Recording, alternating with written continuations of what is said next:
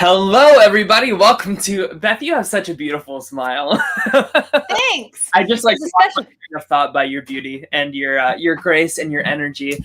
Please go on. Hello, everybody. Welcome to my weekly Meltdowns coverage of Big Brother Canada Season 9, Week 4. We're going to break down everything with Kiefer's HOH, the spooky, invisible HOH, which I think I have an idea for how that twist could be better, and a whole bunch of other stuff. But Beth, how are you doing today?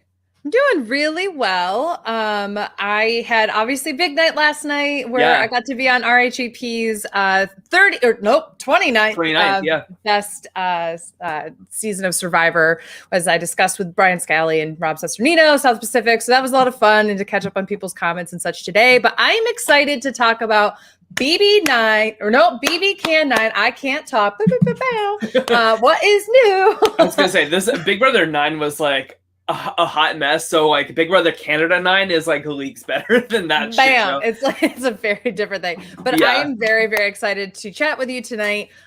Full disclosure, I have not really been keeping up too much this week, so I may not be as great on the, oh my gosh, and didn't this also happen? So this is going to be a great opportunity for the chat and for Tyler to fill me in. What are the details? And I'll give my opinions on what I know. Totally. And I think that's okay for this week, because I feel like this week was really like a setup week for what's to come. Kiefer was HOH, and honestly, I think he's been the most successful HOH so far of the season. Like the bar's been pretty low. Like we had like Austin, who really didn't do like a lot of like follow-up, Victoria, who was Victoria all week long, and now Kiefer. Chaos! And I think Kiefer nominated the right people. I think the right person went home for Kiefer's game, and all of that fun stuff. So I don't know. We'll get into it, but I want to start with like the big news of the night, which is the invisible HOH. So, like, what are your first thoughts about this twist? It reminds me a lot of the BB21 like camp counselor kind of role. Is that what I'm trying to think of? Whatever not BB21. Yeah, BB21 when they did that. Like, or like there was I don't know. There's an or like when people got powers and you didn't really know what was going on with them. I'm not mad at the this. hacker twist, like the stuff hacker like twist. That. Yeah. Stuff like that. I'm not mad at this for the most part. And that would have been BB20. Okay, now that I'm thinking about it. I generally feel like this will shake things up in a fun way. Now that you have one duo that has been split up, having this be the week that it happens, I think is going to be really exciting for the gameplay. But I do think that there's going to be some holes in what we can glean from feeds, if that makes sense. My first thought is I think it's a little too overpowered. So basically you get to name the noms, and if Vito's use the replacement nom totally in secret, but then you get to play in next week's HOH as well. And of course, like people will say like, oh, well, how could they like hide that? Like you can't compete. Just have like the same exact setup that you had tonight, right? Like have them in the little sections, and then the person that can't compete it's just automatically just kind of just like sits there and looks pretty. But here's the other thing. I think I've often thought of this kind of twist, right? If there's like a hidden immunity veto kind of thing, similar to like what they do in Survivor, I always thought it would make. Sorry, we're gonna hear my seltzer open. Ready? Nice. Yeah. That's our ASMR for the evening. Oh yeah, I should have gotten it closer to the mic.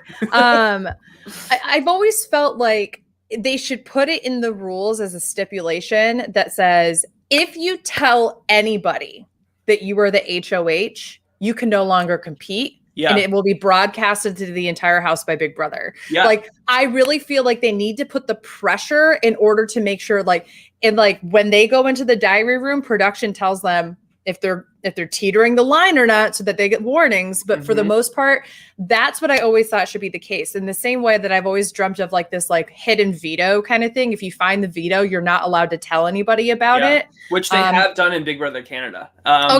They have done like hidden vetoes, hidden like I think they had like it wasn't an HOH, but it was like an instant eviction, and the person got to pick the 2 nominees, no veto. But they were strictly told like you are not allowed to tell like how you won this power, or else you will be evicted like instantly. So like the precedent in Big Brother Canada is certainly there to do something like that. So we'll see. And Pokemon said the same thing you did. He said, I hope the invisible HOH has to keep it secret from everybody. But yeah, I don't know. My first question is like, is there any reason for somebody to not try to win this, right? Like there's no real incentive to throw, or like I just feel like it's a cheap way to get what you want without like any kind of like repercussions or like test of gameplay, right? So like we certainly saw like Tara in tonight's episode being like, I want to play, like going nuts. And I feel like this is like the perfect HOH for her to 100% play without like really overplaying.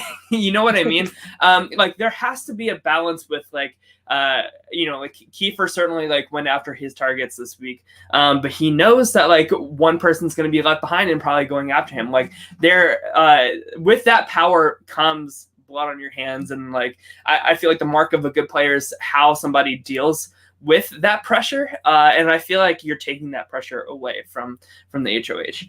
Totally. Yeah, but so my idea for how this twist could have been better is, what if Canada is the HOH? Like we get to pick the 2 nominees, which they did in season 2 of Big Brother Canada, but everybody knew. So I think like the difference here is the winner of whatever this comp is the only person that knows that it's actually Canada making the nominees. So that's almost like combining the double agent role in the challenge right now with like America's vote, and also like BB15 third nomination by America kind of situation, or whatever it was. Right. Was that that's what the BB15 twist was, right? America voted for a third nominee? Yes. Yeah. Mm-hmm. Yeah. No, America picked a person to make the third nominee. I think gotcha. That's what it is. And like they just like busted that twist because Alyssa won it every week. But I don't know. So like only the winner of this comp would know that. And like how exciting would it be if like Canada nominated like Jed and Braden together, like 2 very different sides, and then everybody's like, what the fuck, like how did that happen? And I almost feel like no matter how that shapes out, I feel like Victoria would probably be blamed for like and that's what I feel like going into this week. Like no matter who wins this and puts up nominations, I feel like Victoria is an easy scapegoat to be like, okay, well, this is just crazy enough that like it's Victoria that would do this. But that's exactly it. So there's a part of me that's like, if you're Victoria and you're winning, the best move that you can do is probably to just target a straight up pair in the game. Right. Yeah, that's true. I mean, Jed and Ty are probably in deep trouble this week, because you have to think like a lot of people see the Sunsetters, mainly Jed, Ty, and Beth, as like a really strong, solid group of 3, right? Like there's a lot of like fluidity in like the other pairs, and like Martina and Tara and Kiefer and Victoria are going, but those 3 are like locked in solid. So like why not put Jed and Ty up together, especially knowing that like it's not going to come back on you, that you're the one to pull the trigger. Pokemon says target the throuple. I do want to say hi to everybody in the chat. That's what I was just gonna say. I was like, we're about 10 minutes in. Let's we've had some people trickle in. Let's say hello to people. Let's start off with our superstar mod, Matt Henning. Thank you so much for being here as always. We have Dolores, we have Pokemon, and Pokemon, thank you so much. I just want to say quickly that Beth was great, and that wraps really up with them. Thank you. I appreciate that. Lane Sipe is here. Thank you for being here. We have Sassy Tanner from my Twitch channel. So thank you all for being here. If you are lurking, if you're just watching, we appreciate you as well. Please sure to click that like button and subscribe if you would like to get some notifications when we go live. Yes. But thank you all for being here. And Lori, welcome on in. I see you saying hello right now. So we're excited to have you all here. Yeah. So of course, like Kyle is the one that ultimately went this week. And like I said before, I think that this is probably best for Kiefer's game. But I just feel like this house is so effing fluid like this entire season, because I feel like just last week I was saying that Rohan would definitely go before Kyle. And like, of course, Rohan won the veto, but I thought Kyle was in a pretty good position going into this week. So I just really love like how nobody's playing a really solid like 10 out of 10 game, but that's making for a really messy and exciting season.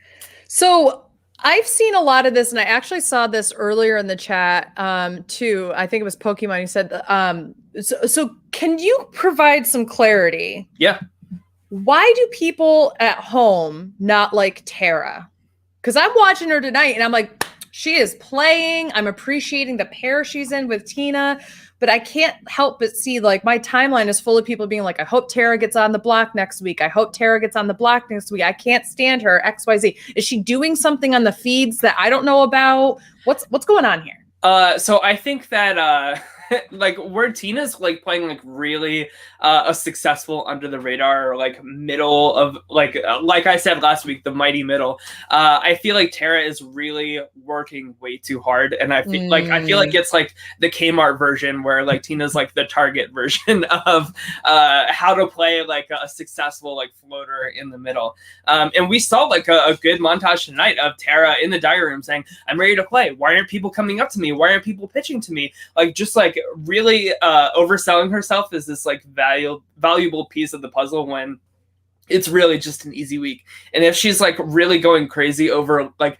just an easy week, like I can't imagine how she's going to be when she faces some adversary like on the block or something like that.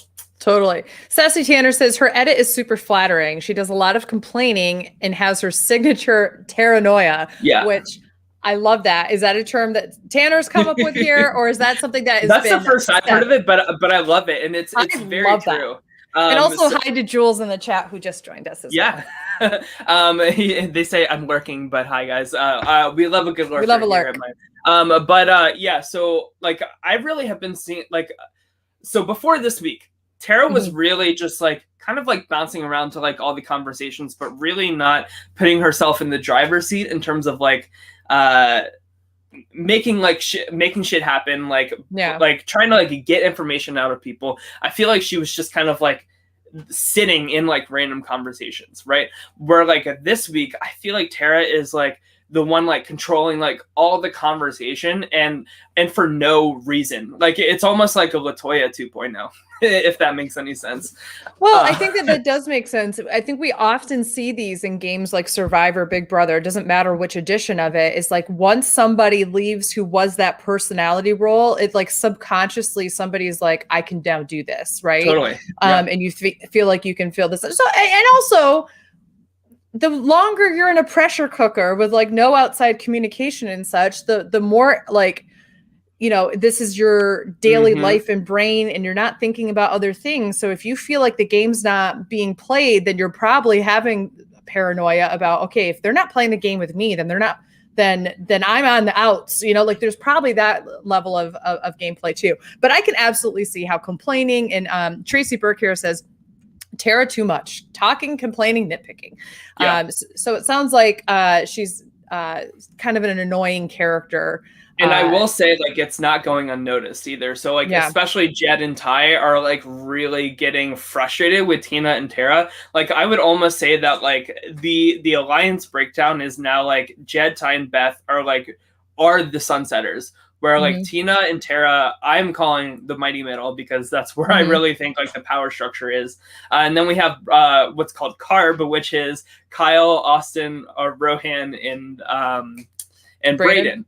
So those four now it's just Arb.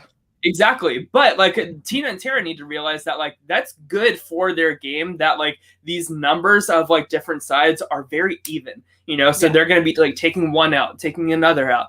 This is what James tried to do in Big Brother 6 for all the old school fans. But what I think that Tina and Tara could have done better this week is really locking something in with Kiefer.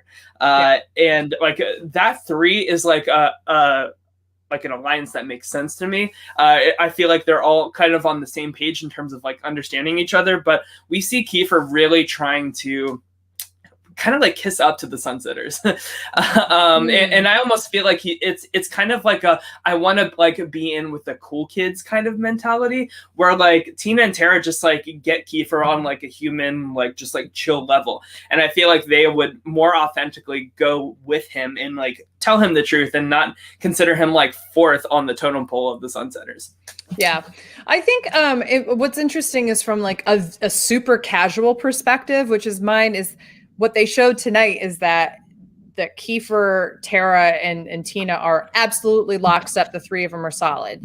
Like they showed two very different conversations. The first one where Tara and Kiefer, more than anything else, are like, yeah, it's the three of us. The three of us were good, blah, blah, blah, blah, blah. Yeah. And then you see Tara's, pitching her pitch to keep Kyle to Kiefer. And Tina, again, I want to praise this Newfoundlander woman. She's amazing. Just sitting there, being cool, nodding, that kind of thing. And I think that, in this kind of game, you want to be the quieter of the two, right? Because you're going to get targeted last. So if the two of you end up on the block together, who's going home? Tara is certainly going home. Yeah, 100%. So I'm not as worried about Tina in this situation. It obviously would come down to a veto as well, but like, I even think like if Tina hits the block, say that Tara wins veto, I feel like whoever sits next to Tina still goes. Right. Maybe that's unfair to think, but I don't know. No, I think that's true. And Pokemon brings up a good point. Like, you never want to be on the bottom of a group of four, like a Big Brother 20 and Brett. You want to be like Elisa and be on the bottom of the trio. So that's why I think like Beth is kind of in like a good position here. Yeah. My biggest complaint with Beth is that she has totally fumbled her relationship with Austin. Like, they were like this at the beginning of the game. Like, I think like the first week we saw Beth say in the diary room, Austin's my number one. She's like my best friend in this house. And now she's like stuck in between Ty and Jed, kind of romantically. They must know that they're a throuple, essentially. They do. Like, it's like out in the open. I mean, listen, this is in no way me like shaming thruples or polyamory or anything like that. It's just, it's so bizarre in a game that I'm like, that it's like just like acknowledged and like, like it's whatever, right? But like I saw on Twitter that like Beth's sister is like, please stop tweeting at us, like slut shaming her and stuff like that.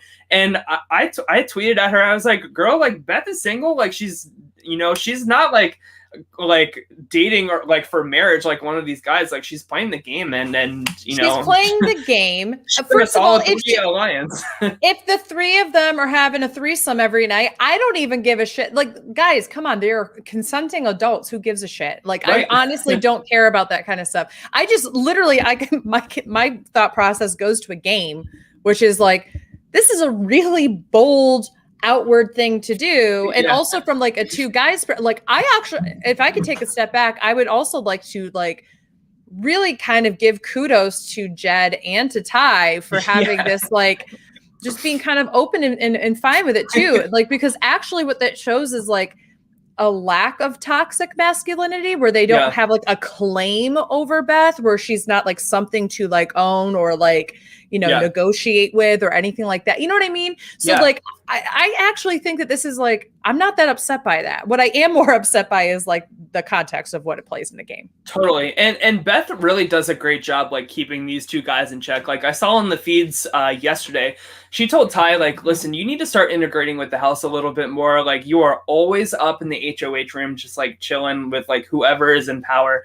And people take notice of that and people are talking.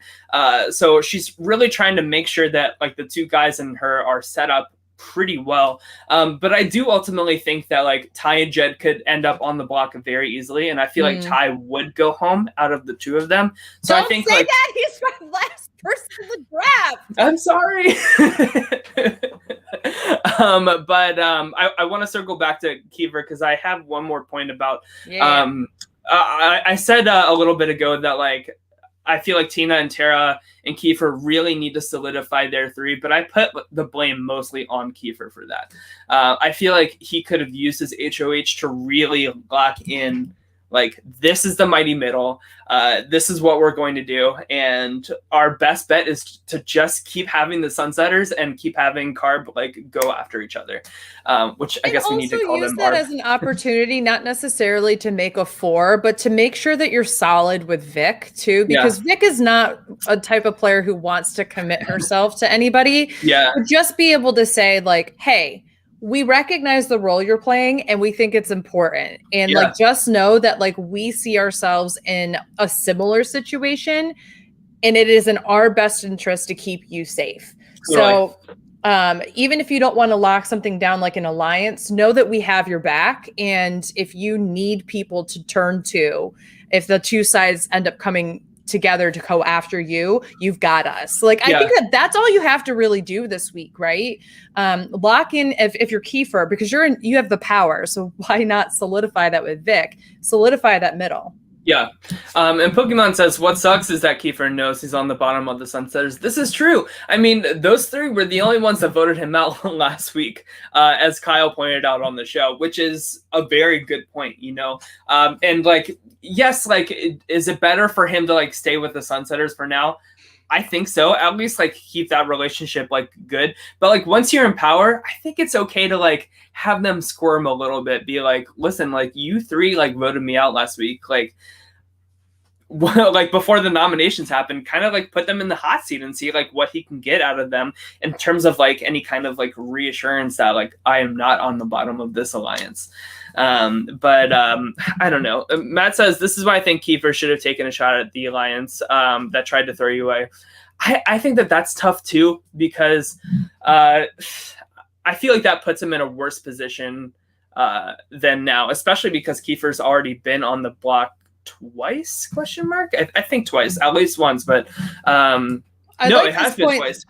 I like this point from Victoria.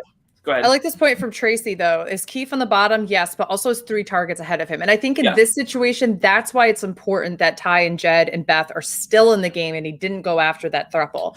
Because inevitably, if they're going to go after the Sunsetters, they're not thinking about Kiefer. If they're going to go after Kiefer, they're going after Kiefer not because he's a part of the Sunsetters. You know what I mean? So it's better to keep those bigger targets in line there and still split up a pair. But I do see where Henning's coming from here. It's actually like when we had the end of the episode last week, our show last week, I said the 2 routes he's either going to go are the Kyle and Roe, or it's going to be Jed and Ty. Like, it's one of those 2. It's just as what does he feel like is best for his game, and then he's got to solidify with Tara and Tina. So I would give him like a solid B for his head of household for this week, because it's like he did the work, but was it enough to ace it? I don't think so. I think he could have set himself up better, like after this week is over, is my like biggest complaint. But yeah, I don't know. So speaking of Victoria, I just feel she's like a thorn in like every like thruple's side here. You know what I mean? Like she just in this week alone, we saw her confront Beth. We saw her confront Kyle. So like, who is she with? She's not really clicking too well with Tina, Tara, and Kiefer. Like she has like a good working relationship, but nothing that's like a solid alliance or anything like that. So that's why like I really am worried for Victoria with this invisible HOH this week. And they could also say like, listen, like she won that the deadlifting competition. She also won that the knockout HOH. So like she's more than capable of winning a competition. So it's not far-fetched for them to assume that she is the one that is going to win this competition tonight. This one's very different from the other ones that she's won, though. This is it's accounting and all that kind of stuff, right? So I think the smartest move, if you want to target Victoria, is to backdoor her, because she could win a veto, and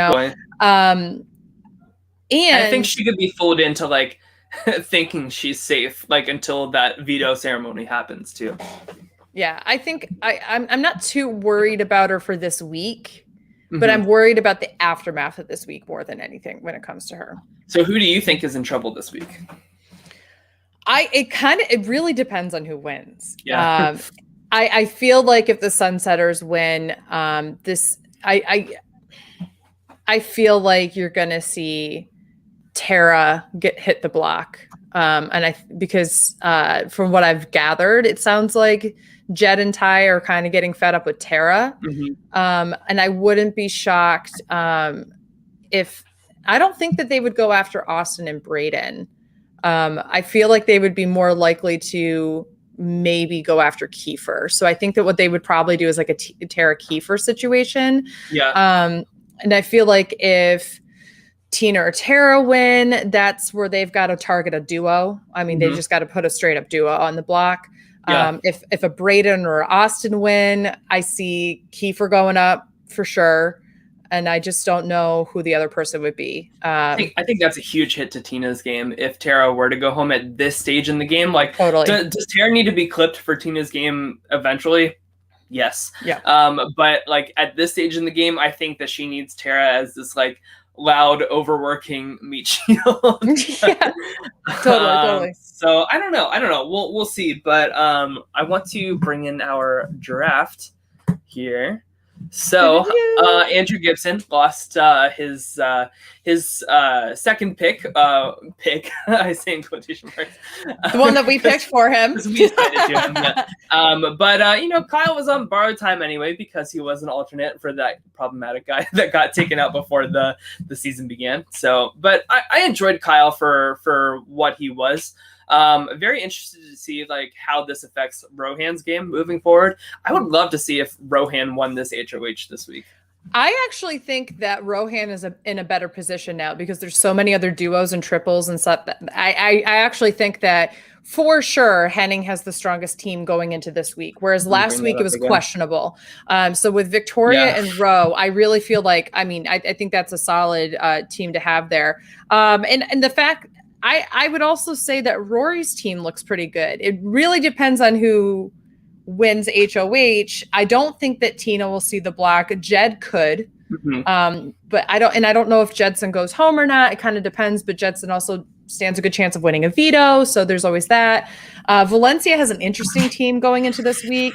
Yeah, with Tara and Brayden. Those are both people I could see potentially hitting the block, depending on who wins, of course. But I don't see Brayden ever being the target. Right. I feel like they would go after an Austin before Brayden. Tara would be the target if she hits the block. And then for those of us that only have one person, who do you? I want the chat to weigh in here. Tyler has Beth. I have Ty. Allison has Austin, and Gibson or Andrew has Kiefer. Who has the strongest single person team left in the thing? I want everyone here. What do you think? This game is so fucking wide open that and I love it. Like I could see an explanation for any four of those possibilities. But yeah, what do you think? I think you do. Yeah. I think Beth's in the best position out of those four individuals because I don't think she's going to see the block. I think Ty would see the block before her and Jed would. She would be a replacement. Yeah. I think Austin very well could hit the block again. If she doesn't win, I think Kiefer's going to hit the block. I think he stands the highest chance of getting put on the block more than any other person in the house right now. So I think it's interesting. We have some dissenting opinions in the chat so far, but before we get to there, Adrian Celeste says also it's just male POCs left. Thank you, Larissa, which let's celebrate that. We're here for that. You missed on the challenge last night. Anissa pointed out that the remaining women left are all women of color, which is a really cool stat as well. So this is why you would enjoy that. Oh, absolutely. Here's the thing. I've said this before. I'll say it again and again and again. When you create a cast that has a significant, a majority, if you will, of people of color or other marginalized identities, whether it's sexual orientation, gender, ability, age, all these different kinds of things, it brings with it not only different perspectives and ways to play a game, but those who have marginalized identities are used to having to adapt to situations in a way and be scrappy and to overcome challenges and lack of privilege. And that makes them better prepared to play these kind of social games. Period. Where they get a disadvantage is when they are literally tokenized in a game, or there's not too many people who have a similar experience. So therefore they have a hard time traditionally getting in a mostly white alliance, for example. Yeah, right. Or like, there's the like the girls alliance never works, blah, blah, blah. Well, the problem with the girls alliance is that it's often because of the guys more than anything else, right? Yeah. So this is what I'm saying. Representation in these social games will always make the gameplay way more interesting. Yeah. Way more interesting, because people have a little bit more scrap and fight because of the experiences they've had to go through in order to just be able to navigate normal life. Yeah, totally. I totally agree. Like, it's not like a tokenized thing. Like, no, like the one person of color isn't like this loud, aggressive, like, oh no, you didn't type of like cast out, like stereotype that they love to do. Like, we have like interesting people that have like such like depth to them, right? I mean, even like go ahead. Oh, go ahead. No. I was just gonna say, like, even between Jen and Ty, who like would fall under the same kind of like stereotype for casting, I see like differences where like Ty is like a better like physical player, like strategist, where like Jed is like definitely like the more social player, which is why I think Ty would go over Jed.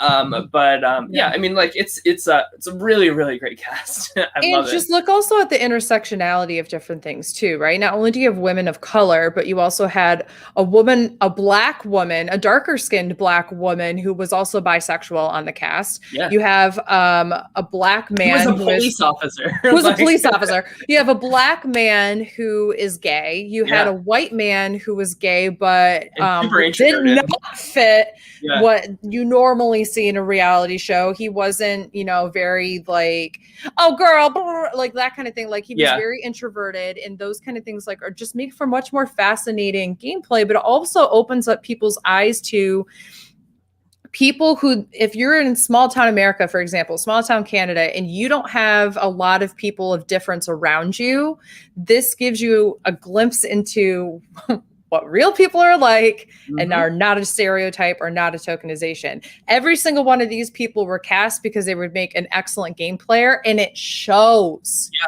it shows. It shows. Like, any one of these 10 people I could see winning the game. Any one of these 10 people I could see going home next week. Totally. It's so much more fluid, and like compare that to like where we were in Big Brother 22 at this point. I think people were complaining that like they didn't have enough vegan food, and everybody hated Kaiser. You know, but like, see how mind-numbing that is compared to like how good of a season we have now. And I hope that Big Brother US is like seeing the success of this cast, and just like the fluidity of this like messy ass game, and it's making for great TV. Oh, totally. I totally agree. So I think talking about Tina, because I think like you and I are in agreement that like I think that she's in the best position in the house and playing the best game in the house. In addition to like, I think that this invisible HOH twist is like perfect for her. Yeah. It's a great way for her to like, kind of steer the ship a little bit without getting like any blood on her hands. So I really hope that Tina like recognizes like this is the HOH to win and make something happen. I totally agree. And I think she would put up Ty and Jed together. I think she would too. I don't think that she was as on board with keeping Kyle last week as Tara was. And I think that she just kind of went with the flow with it. Again, I need to reiterate this. It is so refreshing to have people who work together say, I don't agree with this plan, and you can campaign the way you need to. I'm going to campaign for another thing, but know that I have your back. Like it's like we can have dissenting opinions about this, and it's okay. Yes, and it's so refreshing. And you see it the most with Tina and Tara. I think that's an age thing. Like, I think that that comes with like wisdom of like realizing that like we're not in a world world of like absolutes. Like these are not two people that grew up with like Twitter and TikTok where like everything is like within 140 characters or like under 15 seconds to like just say these like absolute statements to like cancel or like disagree with somebody, you know, like they weigh each other's options and say like, listen, like, you know, what if we do this? What if we do that? And me asking that question is not saying like, oh, I disagree. Like I can't work with you anymore. Like that's it. You know, like that's not the situation at all. So, but I feel like Tina is just like so like she's kind of gangster in terms of like she's just got this like chill like boss mentality. And what a cool winner she would be. Totally. Yeah. Tracy Burke says Tina said she wanted to nom Ty and Jed. So I again, this is why I do think that it's hard. It really depends on who wins, right? I think when it comes down to which one of us here has the best single person team, Tyler has someone who could be backdoored. I have someone who could be put on the block immediately. Allison has somebody who could be put on the block immediately, but maybe at a lesser. Austin's target is certainly growing bigger. So it's growing bigger and bigger. And Kiefer's target is quite big. So that's why I think that Tyler has technically the best person, because depending on who wins, Beth is not a first round nomination. She's a replacement nom. And say that she does get put up as a replacement nominee, she's not going home. I mean, Beth could, like, if she's sitting against either Ty or Jed, she's not going home at all. Yeah. Austin, like, definitely knows that, like, she needs to repair this relationship with Beth because she sees her target growing. And, you know, Brayden, like, Brayden's a really good ally for Austin, but he's very like under the radar. Like I saw Kiefer saying on the live feeds to Tina and Tara, like, I cannot get a read on Brayden at all in this game. And it's almost like a closed off communication type of thing, rather than like, I just haven't connected with this person yet. Yeah. Can we talk about Brayden, for example? I feel like he has like zero airtime on the episode, essentially. It's the only time you see him. Because like, that's how he is on the feeds too. You know, like it's so like, like he only hangs out with Austin. Like he really hesitates to throw anybody's name out there. And you know, like it's good for right now, but like I want to start seeing more from Brayden soon. You better believe if your number one in this game has a huge target, you have to make a decision. It is either to jump on the campaign trail to save them and really be finding a third to make a triple with, or you need to start saying, oh, this might be the end of our duo, and try to find somebody else that you can attach yourself to. This is kind of the do or die for Brayden. Because I have an idea, but I want to hear what you think.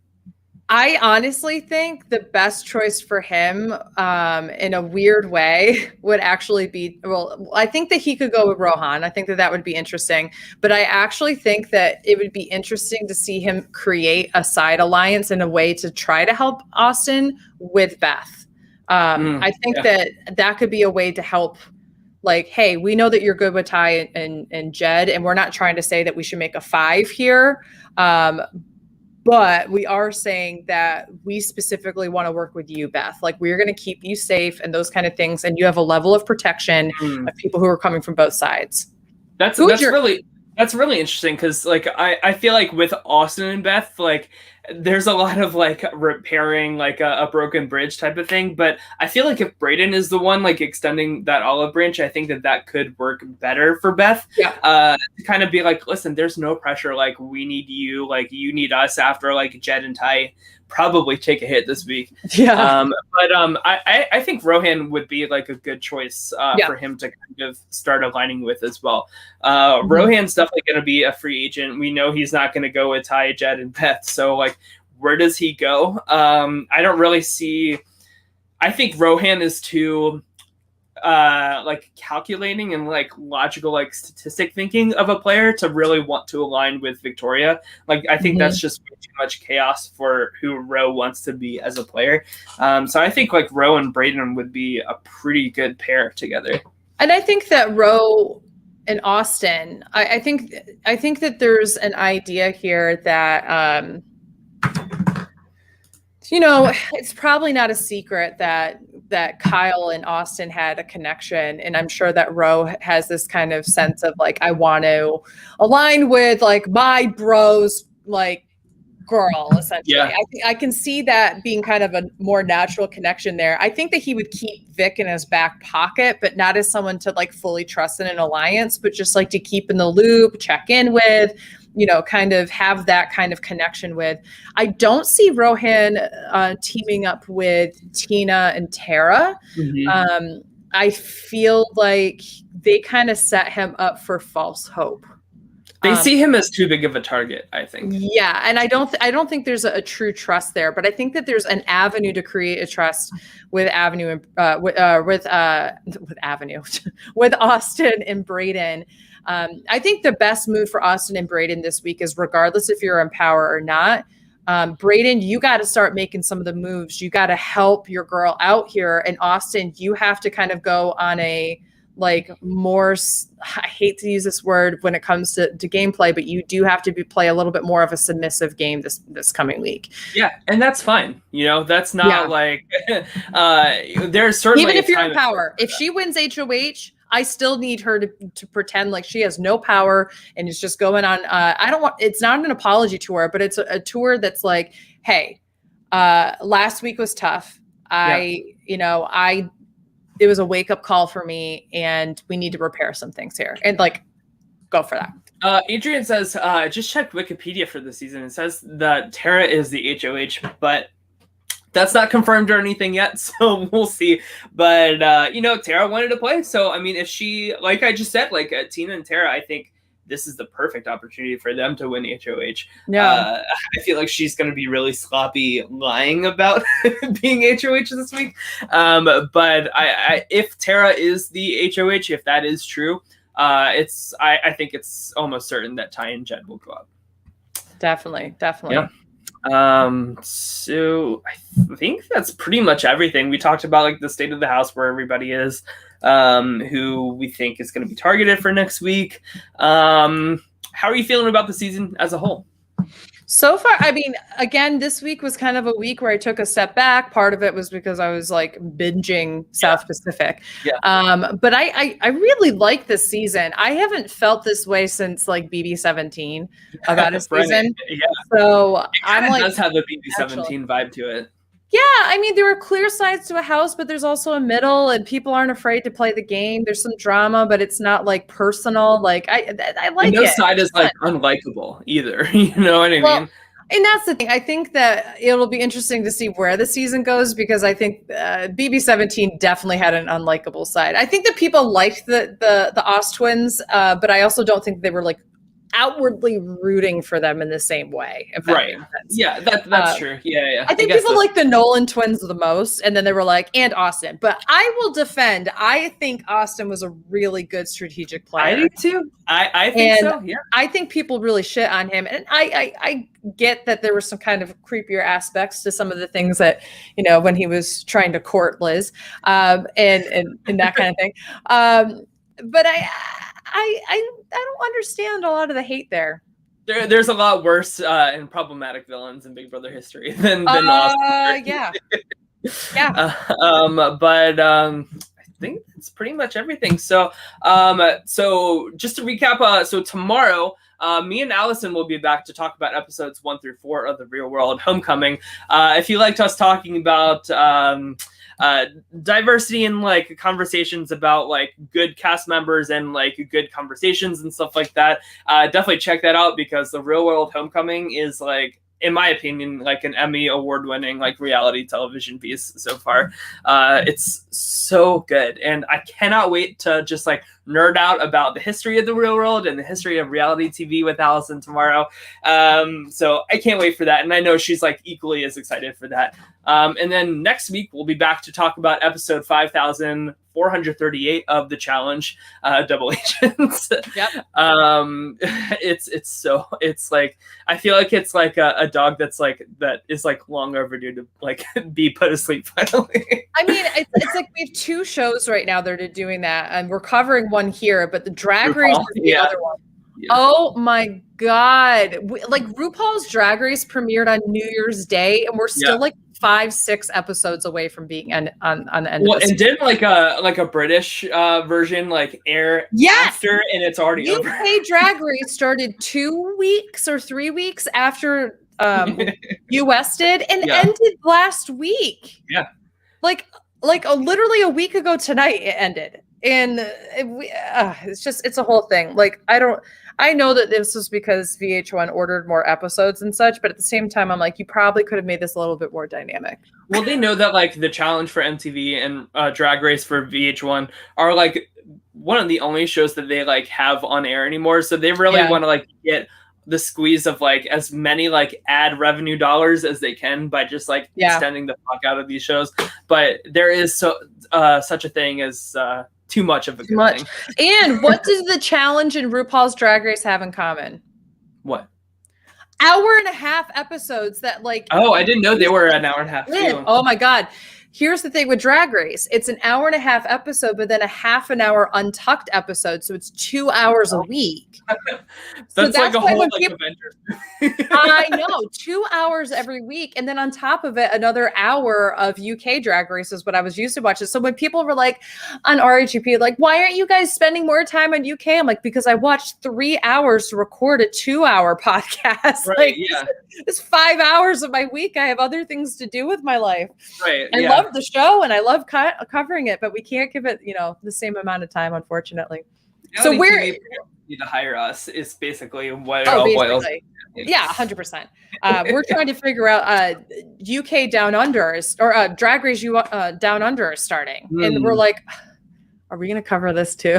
It does have RuPaul and Michelle as judges, and we covered Canada, we covered the UK, we didn't cover Holland, we haven't covered Thailand. Like, oh my God, is Courtney Act going to make an appearance version? I would probably not.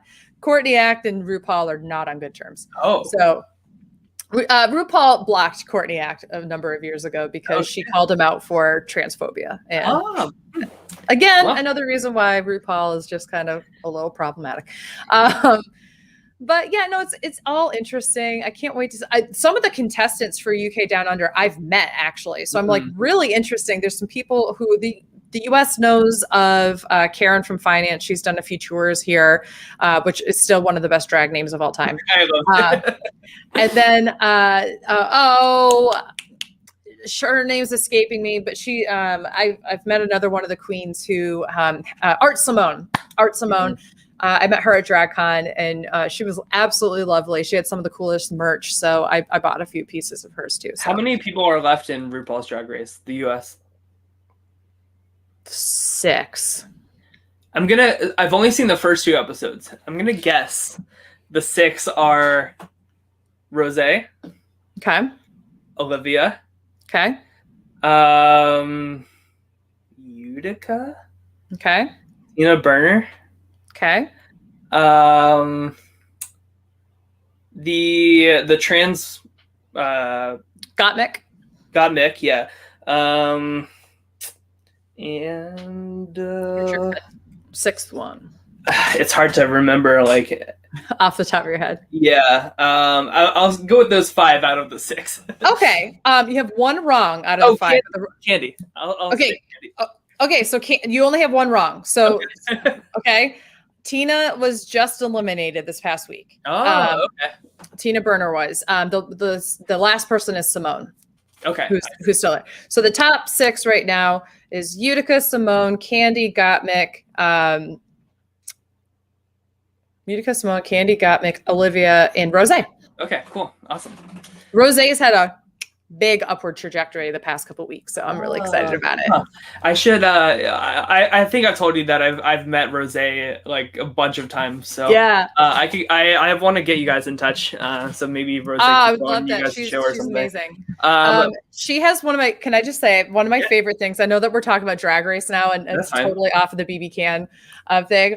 One of my favorite clips from Untucked this past week was Tina was trying to solicit some feedback, and Rosé started to give some, and Tina kind of snapped back at her, and she said, listen, we're just trying to help you. We're no need to, get back at us. And Tina cuts her off and goes, yeah, I know. I didn't snap at you. And Rose literally goes like this. That's what you just did.